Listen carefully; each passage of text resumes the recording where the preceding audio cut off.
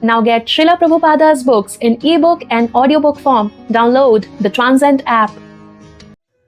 Let's begin the 20th chapter of Krishna book entitled as Description of Autumn. The killing of Pralambasura and the devouring of the devastating forest fire by Krishna and Balarama became household topics in Vrindavana. The cowherd men described these wonderful activities to their wives and to everyone else, and all were struck with wonder. They concluded that Krishna and Balarama were demigods who had kindly come to Vrindavana to become their children. In this way, the rainy season ensued. In India, after the scorching heat of the summer, the rainy season is very welcome. The clouds accumulating in the sky, covering the sun and the moon, become very pleasing to the people, and they expect rainfall at every moment. After summer, the advent of the rainy season is considered to be a life-giving source for everyone. The thunder and occasional lightning are also pleasurable to the people. The symptoms of the rainy season may be compared to the symptoms of the living entities who are covered by the three modes of material nature. The unlimited sky is like the supreme Brahma, and the tiny living entities are like the covered sky or Brahma covered by the three modes of material nature. Originally, everyone is part and parcel of Brahma. The supreme Brahma or the unlimited sky can never be covered by a cloud, but a portion of it can be covered. As stated in the Bhagavad Gita, the living entities are part and parcel of the Supreme Personality of Godhead, but they are only an insignificant portion of the Supreme Lord. This portion is covered by the modes of material nature, and therefore the living entities are residing within this material world. The Brahma Jyoti, spiritual effulgence, is just like the sunshine, as the sunshine is full of molecular shining particles. So the Brahma Jyoti is full of minute portions of the Supreme Personality of Godhead. Out of that unlimited expansion of minute portions of the Supreme Lord, some are covered by the influence of material nature, whereas others are free. Clouds are accumulated water drawn from the land by the sunshine. Continually for 8 months, the sun evaporates all kinds of water from the surface of the globe, and this water is accumulated in the shape of clouds, which are distributed as water when there is need. Similarly, a government exacts various taxes from the citizens, such as income tax and sales tax, which the citizens are able to pay by their different material activities, agriculture, trade, industry, and so on. This taxation is compared to the sun's drawing water from the earth. When there is again need of water on the surface of the globe, the same sunshine converts the water into clouds and distributes it all over the globe. Similarly, the taxes collected by the government must be distributed to the people again as educational work, public work, sanitation work, etc. This is very essential for a good government. The government should not simply exact taxes for useless squandering. The tax collection should be utilized for the public welfare of the state. During the rainy season, there are strong winds blustering all over the country and carrying clouds from one place to another to distribute life-giving water to the needy living entities. Water is urgently needed after the summer season, and thus the clouds are just like a rich man who in times of need distributes his money even to the point of exhausting his whole treasury.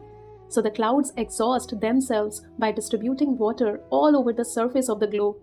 When Maharaj Dashratha, the father of Lord Ramchandra, used to fight with his enemies, it was said that he approached them just like a farmer uprooting unnecessary plants and trees. And when there was need of giving charity, he used to distribute money exactly as the cloud distributes rain.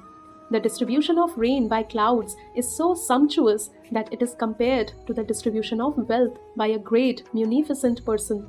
The clouds' downpour is so profuse that the rains even fall on rocks and hills and on the oceans and seas where there is no need for water. The clouds resemble a charitable person who opens his treasury for distribution and who does not discriminate whether the charity is needed or not. He gives in charity open-handedly. Before the rainfall, the whole surface of the globe becomes almost depleted of all kinds of energies and appears very lean. After the rainfall, the whole surface of the earth becomes green with vegetation and appears to be very healthy and strong. Here, a comparison is made to the person undergoing austerities for fulfillment of a material desire. The flourishing condition of the earth after the rainy season is compared to the fulfillment of material desires. Sometimes, when a country is subjugated by an undesirable government, persons and parties undergo severe penances and austerities to get control of the government. And when they attain control, they flourish by giving themselves generous salaries. This temporary profit is like the flourishing of the earth in the rainy season. Actually, one should undergo severe austerities and penances only to achieve spiritual happiness. In Srimad Bhagavatam, it is recommended that tapasya or austerity should be accepted for realizing the Supreme Lord. By accepting austerity in devotional service, one regains his spiritual life, and as soon as one regains his spiritual life, he enjoys unlimited spiritual bliss. But if someone undertakes austerities and penances for some material gain, it is stated in the Bhagavad Gita that the results are temporary and that they are desired by persons of less intelligence. During the rainy season, in the evening, there are many glowworms visible about the tops of trees hither and thither, and they glitter just like lights. But the luminaries of the sky, the stars and the moon, are not visible. Similarly, in the age of Kali, persons who are atheists or miscreants become very prominently visible, whereas persons who are actually following the Vedic principles for spiritual emancipation are practically obscured. This age, Kali Yuga, is compared to the cloudy season of the living entities. In this age, real knowledge is covered by the influence of the material advancement of civilization. The cheap mental speculators, atheists, and manufacturers of so-called religious principles become prominent like the glowworms, whereas persons strictly following the Vedic principles or scriptural injunctions become covered by the clouds of this age. People should learn to take advantage of the actual luminaries of the sky, the sun, moon, and stars, instead of the glowworms' light. Actually, the glowworms cannot give any light in the darkness of night, as clouds sometimes clear even in the rainy season, and sometimes the moon, stars, and sun become visible. So even in this Kali Yuga, there are sometimes advantages. For example, sometimes Lord Chaitanya's Vedic movement of distributing the chanting of the Hare Krishna mantra is heard. People seriously eager to find real light should take advantage of this movement instead of looking toward the light of mental speculators and atheists. After the first rainfall, when there is a thundering sound in the clouds, all the frogs begin to croak, like students suddenly engaged in reading their studies. Students are generally supposed to rise early in the morning. They do not usually arise of their own accord, however, but only when there is a bell sounded in the temple or other spiritual institution.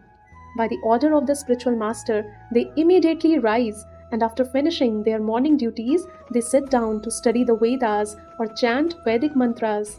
Everyone is sleeping in the darkness of Kali Yuga, but when there is a great Acharya, by his calling only, everyone takes to the study of the Vedas to acquire actual knowledge.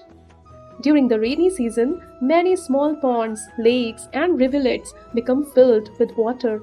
Otherwise, the rest of the year they remain dry. Similarly, materialistic persons are dry, but sometimes when they are in a so-called opulent position with a home or children or a little bank balance, they appear to be flourishing. But immediately afterwards, they become dry again, like the small rivulets and ponds.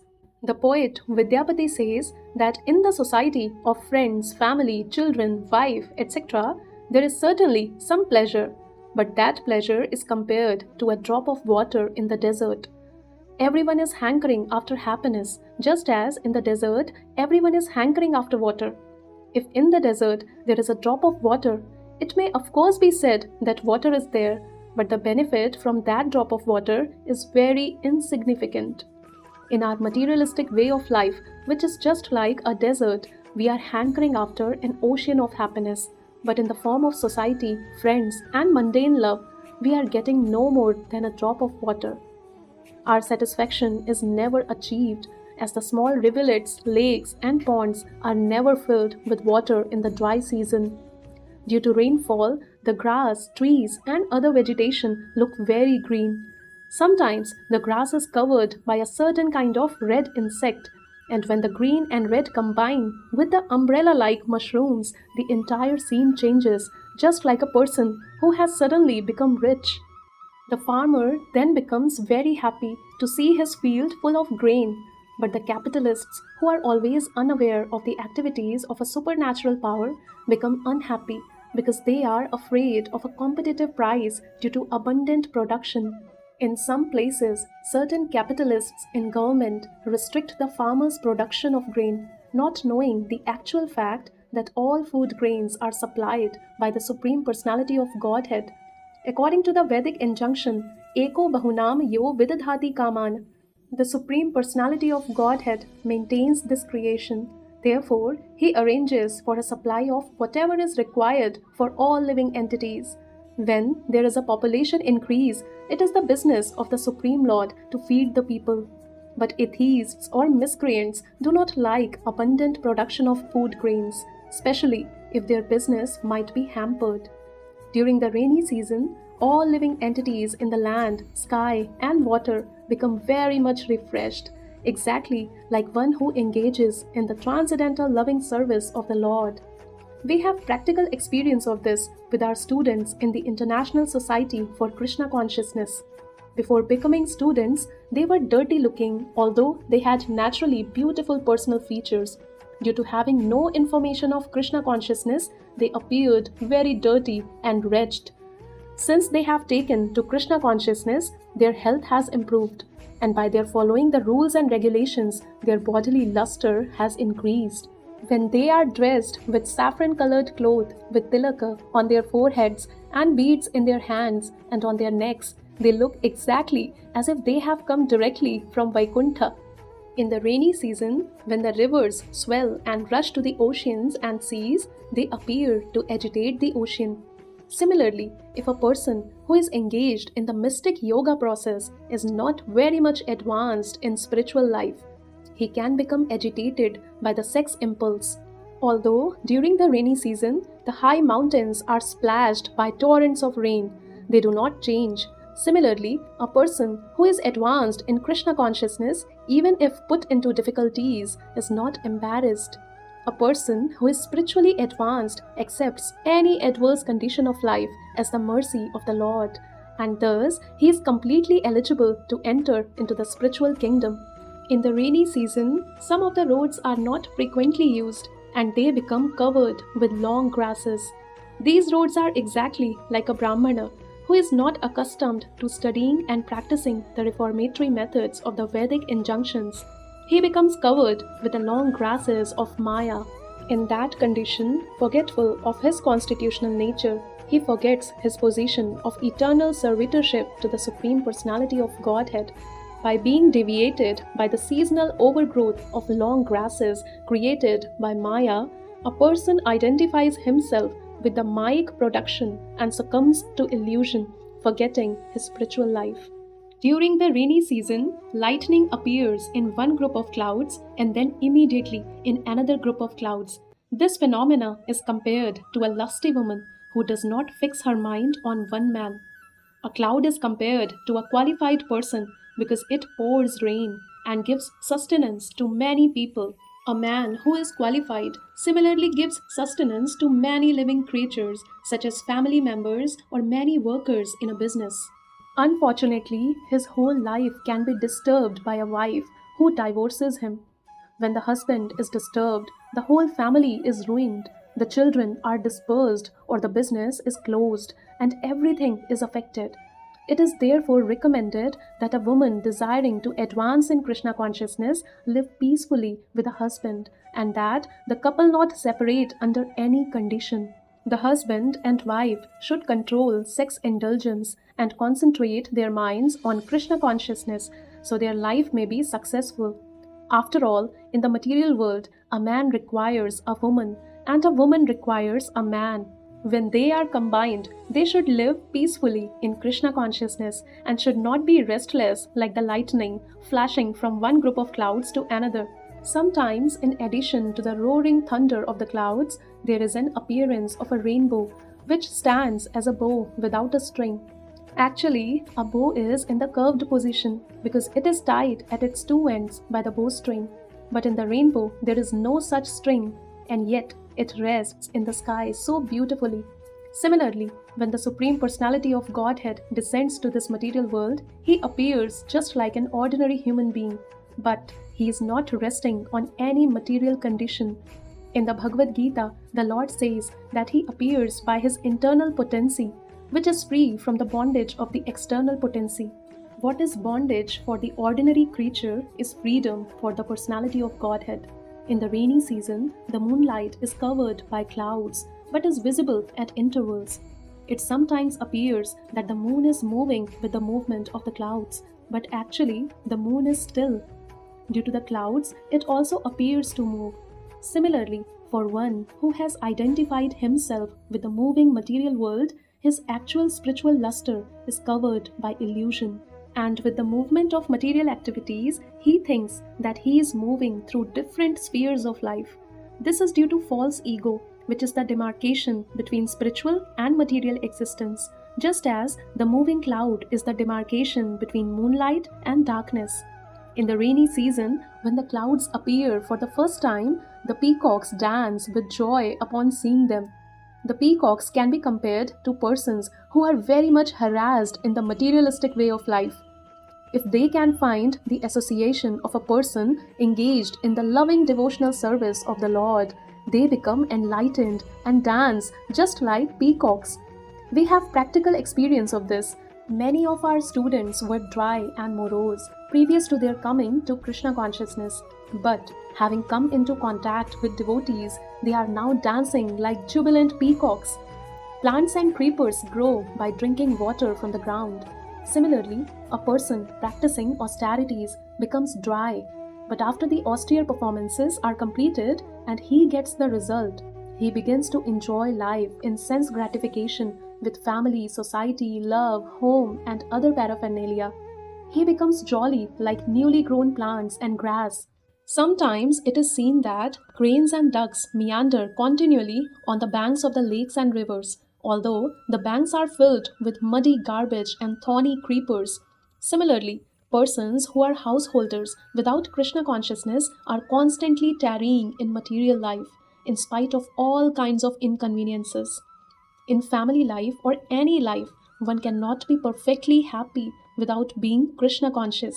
Srila Narottama Das Thakur prays that he will have the association of a person, either a householder or a man in the renounced order of life, who is engaged in the transcendental loving service of the Lord and is always crying the holy name of Lord Chaitanya.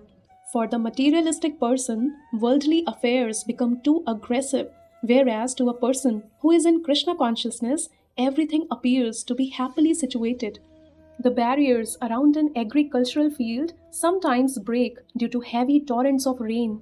Similarly, the unauthorized atheistic propaganda in the age of Kali breaks the boundary of the Vedic injunctions.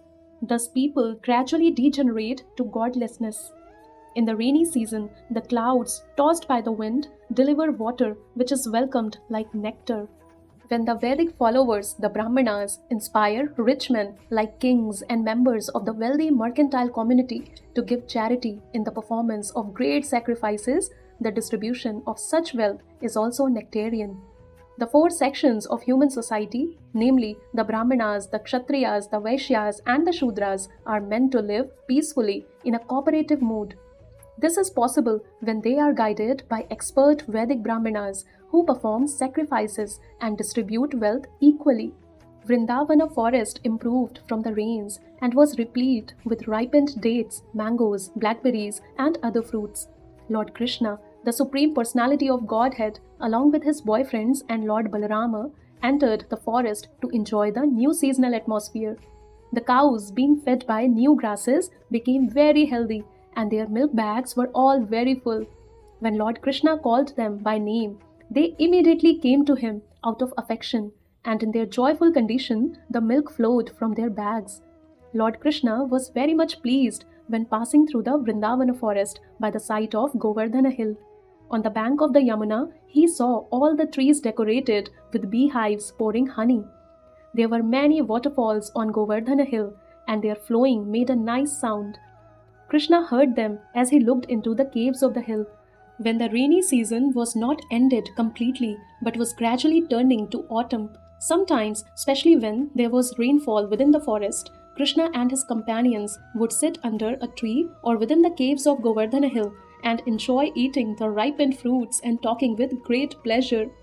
When Krishna and Balarama were in the forest, Mother Yashoda used to send them some fruits, sweetmeats, and rice mixed with yogurt. Krishna would take them, sit down on a slab of stone on the bank of the Yamuna, and call his friends to join him. While Krishna and Balarama and their friends were eating, they watched the cows, calves, and bulls. The cows appeared to be a little tired from standing with their heavy milk bags. By sitting and chewing grass, they became happy, and Krishna was pleased to see them. He was proud to see the beauty of the forest due to the rainy season, which was nothing but the manifestation of his own energy. At such times, Krishna would praise nature's special activities during the rainy season. It is stated in the Bhagavad Gita that the material energy or nature is not independent in its actions. Nature is acting under the superintendence of Krishna. This is confirmed in the Brahma Samhita, which states that material nature, known as Durga, is acting as the shadow of Krishna. Whatever order is sent from Krishna, material nature obeys. Therefore, the natural beauty created by the rainy season was acted out according to the indications of Krishna, who thus felt very proud of material nature's beautiful activities.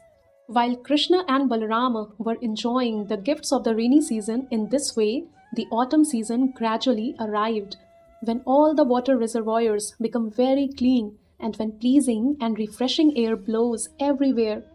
With the appearance of autumn, the sky was completely cleared of all clouds and it covered its natural blue color.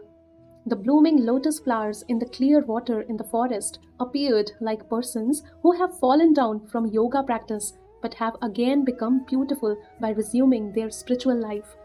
Everything becomes naturally beautiful with the appearance of the autumn season. Similarly, when a materialistic person takes to Krishna consciousness and spiritual life, he also becomes as clear as the sky and water in autumn. The autumn season takes away the rolling of dark clouds in the sky as well as the polluted water. Filthy conditions on the ground also become cleansed. Similarly, a person who takes to Krishna consciousness immediately becomes cleansed of all dirty things within and without. Krishna is therefore known as Hari. Hari means he who takes away. Krishna immediately takes away all unclean habits from anyone who takes to Krishna consciousness. The clouds of autumn are white, for they do not carry any water. Similarly, a retired man, being freed from all responsibility of family affairs, namely maintaining the home, wife, and children, and taking completely to Krishna consciousness, becomes freed from all anxieties and looks as white as clouds in autumn. Sometimes in autumn, falls come down from the top of the hill to supply clean water, and sometimes they stop. Similarly, sometimes great saintly persons distribute clear knowledge, and sometimes they are silent. The small ponds, which are filled with water because of the rainy season, gradually dry up in autumn. As for the small aquatics living in the reservoirs, they cannot understand that their ponds are diminishing day by day, just as the materially engrossed persons cannot understand that their duration of life is being reduced day by day. Such persons are engaged in maintaining cows, property, children, wives, society, and friendship. Due to the reduced water and scorching heat from the sun in the autumn season, the small creatures living in small reservoirs of water are very much disturbed. They are exactly like uncontrolled persons who are always unhappy from being unable to enjoy life or maintain their family members. The muddy earth gradually dries up and newly grown fresh vegetation begins to wither. Similarly, for one who has taken to Krishna consciousness, desire for family enjoyment gradually dries up. Because of the appearance of the autumn season, the water of the ocean becomes calm and quiet, just as a person developed in self realization becomes free from disturbance by the three modes of material nature. In autumn, farmers save the water within the fields by building strong walls so that the water contained within the field cannot run out. There is hardly any hope for new rainfall, therefore, they want to save whatever is in the field. Similarly, a person who is actually advanced in self realization protects his energy by controlling the senses. It is advised that after the age of 50, one should retire from family life and conserve the energy of the body for utilization in the advancement of Krishna consciousness. Unless one is able to control the senses and engage them in the transcendental loving service of Mukunda, there is no possibility of salvation. During the daytime in autumn, the sun is very scorching, but at night, due to the clear moonshine, people get relief from the day's fatigue. Similarly, a person who takes shelter of Mukunda or Krishna can be saved from the fatigue of misidentifying the body with the self. Mukunda or Krishna is also the source of solace for the damsels of Vrindavana. The damsels of Vrajabhumi are always suffering because of separation from Krishna. But when they meet him during the moonlit autumn night, their fatigue of separation is relieved. When the sky is clear of all clouds, the stars at night shine very beautifully. Similarly, when a person is actually situated in Krishna consciousness, he is cleared of all dirty things and he becomes as beautiful as the stars in the autumn sky. Although the Vedas contain instructions for pursuing knowledge, for practicing mystic yoga, and for engaging in karmic activities in the form of sacrifices, the ultimate purpose of the Vedas is stated in the Bhagavad Gita. One has to accept Krishna consciousness after thoroughly studying the Vedas. Therefore, the clean heart of a devotee in Krishna consciousness can be compared to the clean sky of the autumn season. During autumn, the moon looks very bright along with the stars in the clear sky. Lord Krishna himself appeared in the sky of the Yadu dynasty, and he was exactly like the moon surrounded by the stars or the members of the Yadu dynasty. When there are ample blooming flowers in the gardens in the forest, the fresh aromatic breeze gives great relief to the persons who have suffered during the summer and rainy seasons. Unfortunately, such breezes could not give any relief to the gopis because of their heart's dedication to Krishna. People in general might have taken pleasure in that nice autumn breeze, but the gopis, not being embraced by Krishna, were not very much satisfied. On the arrival of the autumn season, all the cows, deer, birds, and females in general become pregnant, because in that season, all the husbands generally become impelled by sex desire. Such pregnant females are exactly like the transcendentalists who, by the grace of the Supreme Lord, are bestowed with the benediction of their destinations in life. Srila Rupa Goswami has instructed in his Upadeshamrita that one should execute devotional service with great enthusiasm, patience, and conviction, and should follow the rules and regulations, keep oneself clean from material contamination, and stay in the association of devotees. By following these 6 principles, one is sure to achieve the desired result of devotional service. For one who patiently follows the regulative principles of devotional service, the time will undoubtedly come when he will achieve the desired result, just as the females reap results by becoming pregnant. During the autumn, the lotus flowers in the lakes grow in large numbers because of the absence of lilies. Both the lilies and the lotus flowers grow by sunshine, but during the autumn season, the scorching sunshine helps only the lotus. This example is compared to a country where the king or the government is strong. The unwanted elements like thieves and robbers cannot prosper. When the citizens become confident that they will not be attacked by robbers, they develop with great satisfaction. A strong government is compared to the scorching sunshine in the autumn season. The lilies are compared to unwanted persons like robbers, and the lotus flowers are compared to the satisfied citizens. During autumn, the fields become filled with ripened grain. At that time, the people become happy over the harvest and observe various ceremonies such as Navanna, the offering of new grain to the Supreme Personality of Godhead. The new grain is first offered to the deities in various temples, and all are invited to take sweet rice made with this new grain. There are other religious ceremonies and methods of worship, particularly in Bengal, where the greatest of all such ceremonies is held, called Durga Puja. In Vrindavana, the autumn season was very beautiful then because of the presence of the Supreme Personality of Godhead, Krishna and Balarama. The mercantile community, the royal order, and great sages were free to move about in order to achieve their desired benedictions. Similarly, the transcendentalists, when freed from the encagement of the material body, also achieve their desired goal. During the rainy season, the mercantile community cannot move from one place to another and so do not get their desired profit. Nor can the royal order go from one place to another to collect taxes from the people. As for saintly persons who must travel to preach transcendental knowledge, they also are restrained by the rainy season. But during the autumn, all of them leave their confines. In the case of the transcendentalist, be he a jnani, a yogi, or a devotee, because of the material body, he cannot actually enjoy spiritual achievement. But as soon as he gives up the body or after death, the jnani merges into the spiritual effulgence of the Supreme Lord. The yogi transfers himself to the various higher planets, and the devotee goes to the planet of the Supreme Lord, Goloka Vrindavana, or one of the Vaikunthas, and thus enjoys his eternal spiritual life. Thus ends the Bhakti Vedanta purport of the 20th chapter of Krishna, Description of Autumn.